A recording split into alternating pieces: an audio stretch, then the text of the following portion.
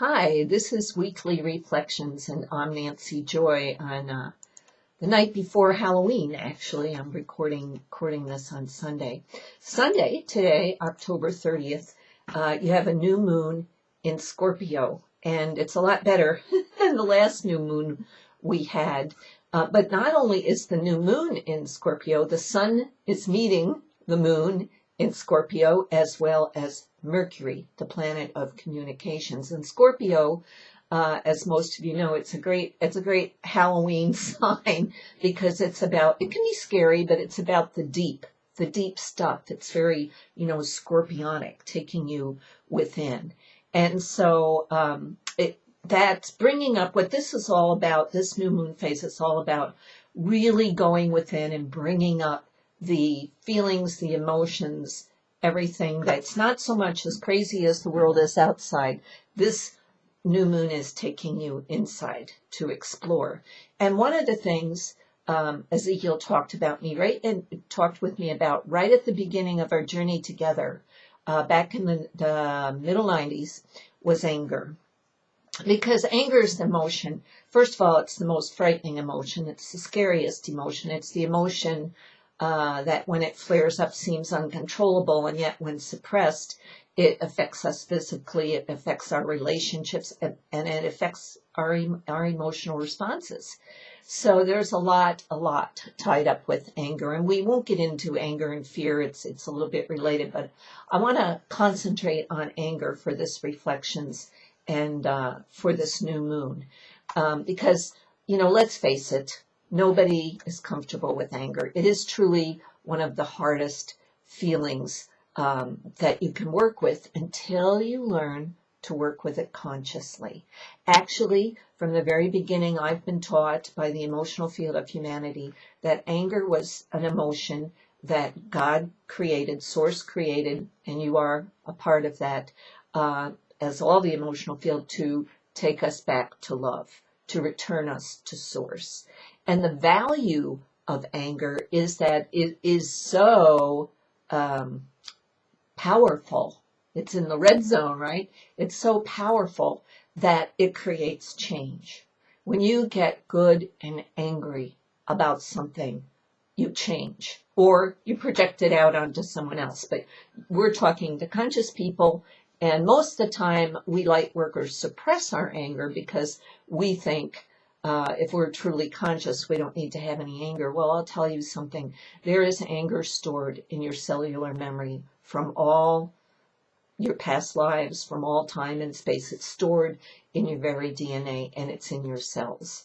So it is an emotion that is insisting, and especially maybe in this new moon, it's insisting that you take it out of the closet. Let's go in and get anger and resentment out of the closet we've kept it trapped in. And this doesn't have to look as scary as it sounds by any means.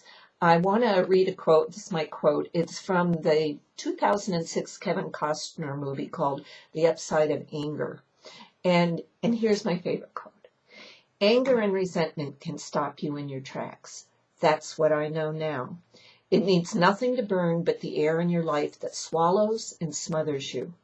It's real, though, the anger, the fury, even when it isn't. It can change you, mold you, and shape you into someone you're not. The only upside of anger, then, is the person you become. Hopefully, someone that wakes up one day and realizes they're not afraid of its journey. So that's where we are, I feel, and it's kind of an appropriate place as we step into Halloween, where we have costumes, and we're, how do we choose a costume? We kind of choose a costume by something we want to emanate or be.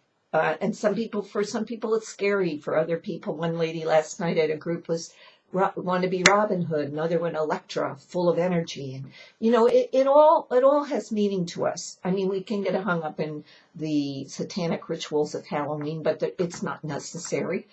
We don't have to live in the dualism of it. We can take that and integrate it. So that's where I wanted to go. I have a great link on anger in my articles and my website that was pretty well given to me word for word by Ezekiel, that that is really helpful. And I had a friend, I have a great friend, Mary Kirkpatrick. And whenever we get together, kind of magic happens. And Mary has been going to Scotland frequently. She's in a program and goes back frequently studying with this gentleman who basically teaches the Hands of Light, Barbara Brennan healing, but of course even his own version of that goes deeper. And she was sharing with me her last journey there a few weeks ago. And what seemed to come up very prevalently was pain and how pain is so connected to anger. And of course, that makes so much sense. What we don't want to deal with, what we're hiding somewhere, is going to express itself physically to get our attention. So there's all kinds of pain going on for people, chronic fatigue, pain. I have a friend that's always in pain. No one knows what's wrong with her. Pain is a special factor also in obesity, believe it or not, a cause of obesity, which I find interesting, and anger is so prevalent in that. So perhaps what I'm sharing with you today is a new way where you have pain, a pain in the neck, right? Anger stored there. Where you will get a headache, a horrible headache, and you don't know where it came from. Well, somewhere in there, I'm betting you, there's some anger that wants your attention. So let's get to that part now. How do we work with anger? Well, used to be in my emotional healing retreats. Now we're in emotional transformation, 5D. But in the old days of healing retreats, we had these beautiful bats and boxes, and we just, let it rip. Usually in connection with a story, like furious at our husband, or furious at being abused as a child, at the abuser, or, whatever wrong is done with you that you're holding on to. You're holding on to it with anger. And remember, this is ancient. So what's happening in this lifetime is just happenings to wake up and cue you that it's in there for clearing. And so now in the new 5D consciousness, we're learning so many ways to give anger a voice that is not destructive, which is mainly not yelling at someone and blaming someone for the way you're feeling. But in the beginning, you will attach it to a story. And what's so important here is that you get it moving. You give it a voice. You take anger and resentment, as I said before, out of the closet. Write a poem. Write a story. Make noises that are angry noises. They don't have to be attached to anything in particular. Movement that's angry and just moving things. Just get the anger rolling without, as much as possible, attaching it to a person in particular. And eventually you begin to learn, when you use anger consciously, it is the energy of change. I got good and angry, you remember, about 3 weeks ago, of being the cheerleader and saying everything's great, when deep inside my little child was angry. She said everything's not great. Screw this cheerleader. I'm mad and I'm pissed and I'm frustrated. And I gave voice to that. I did it in a reflection. I did it in other ways. I did it, by sharing with my friends, and most importantly with my beloved husband, Mark, who was so helpful. And it immediately started to shift.